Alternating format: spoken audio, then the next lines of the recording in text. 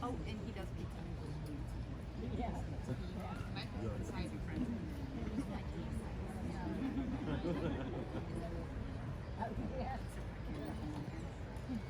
Matt, which side are you standing on? Right here. The one I'm standing. Okay. Yeah, because he's going to be on my left. There you go. There you go. All right. That way I can just hand her to you so you're done. All right.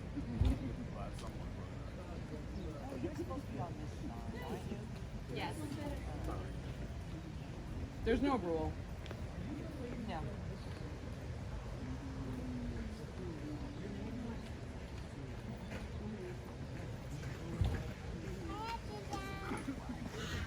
Great, now you're late, Jen.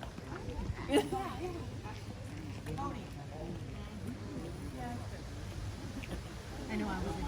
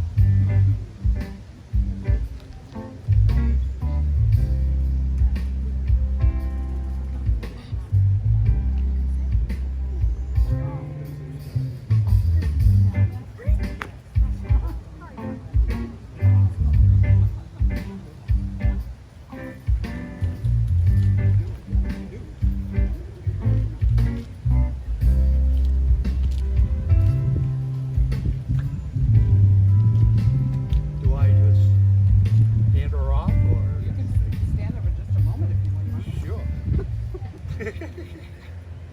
Welcome, everyone. Matthew and Marina have invited us here today to share in the celebration of their marriage. We're gathered here today in the presence of friends and loved ones to celebrate one of life's greatest celebrations. We're here to give recognition to the worth and beauty of love, and to add our best wishes and blessings to the words that unite Marina and Matthew in holy matrimony. We come together not to mark the start of a relationship, but to recognize a bond that already exists, a family that already exists. I had the honor of being there when Marina and Matthew first shared vows with one another, and I am again honored to stand here today to celebrate with family and friends. This marriage is one expression of the many ways that Matthew and Marina open their hearts to one another each and every day. For the giving of yourself in love is difficult. You must learn to give without total submission. Your giving of joy and sadness, of your interests, understanding and knowledge, all expressions that make our lives meaningful and whole, must be given while preserving yourself, your integrity, the beauty in your soul that is yours alone. It's your individuality. This is the challenge of love within marriage. Who gives this woman to be wedded this day? I do.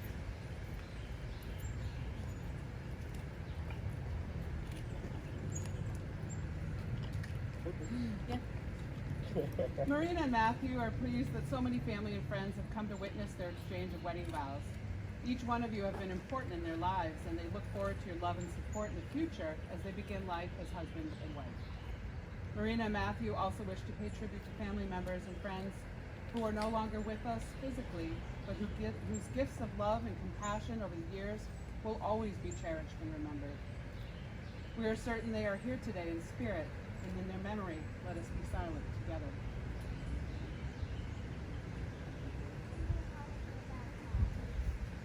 Thank you. Yes, may seat.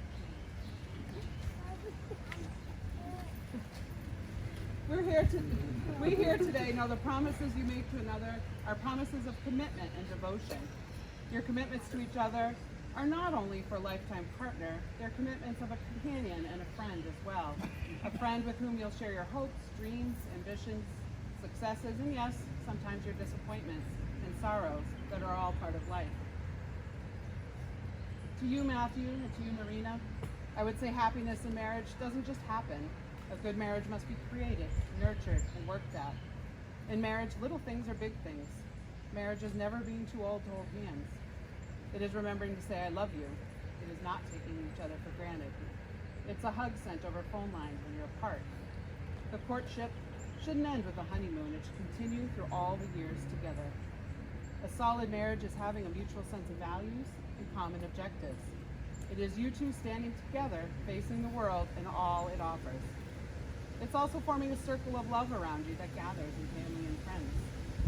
Marriage is doing things for each other, not in the attitude of duty or sacrifice, but in the spirit of joy. It is speaking words of appreciation and demonstrating gratitude and possibilities. It is continuously open dialogue. There are also things that marriage is not. For example, it's not looking for perfection in each other. It is cultivating flexibility, patience, understanding, and a sense of humor.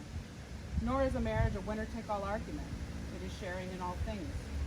It is having the capacity to forgive and to forget. It is giving each other an atmosphere in which each can grow. Marriage certainly is finding room for things of the spirit.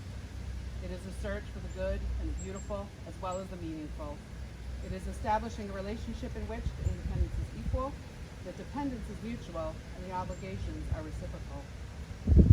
Perhaps most important in marriage is not simply marrying the right partner, it's being the right partner. So today's celebration is the outward sign of a sacred and inward commitment. Such a union can only be created by loving purpose, be maintained by abiding will, and be renewed by human feelings and intentions. In this spirit, these two persons stand before us, and we are gathered here merely to acknowledge the true marriage which already dwells within them.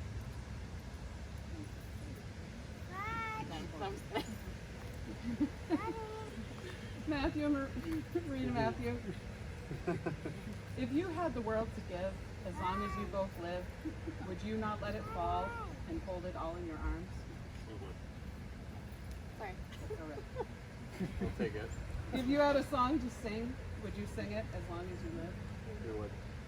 As long as you live, lullaby or maybe a plain serenade.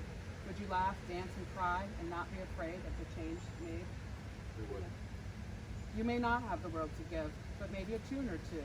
Would you let one another be your world? We would. Will you give what love you have to give as long as you live? Yep. If you had a star to give, would you give it to each other? Would you have time to watch it shine or ask the moon in heaven to? Even if you have no star to spare or anything fine or even rare, would you be each other's world? You come with love and without reservation to join together today in marriage. You've already shared rings that symbolize your union, an unbroken circle of love to be worn all the days so as long as you both show love. May the spirit of love bless those rings, and may they be a true symbol of the love you wear. And as much as Matthew and Marinna have consented together in marriage before their family and friends have pledged their love and declared their unity by each giving and receiving rings, and are now joined in mutual esteem and devotion by the powers vested in me by the state of New Hampshire. Thank you.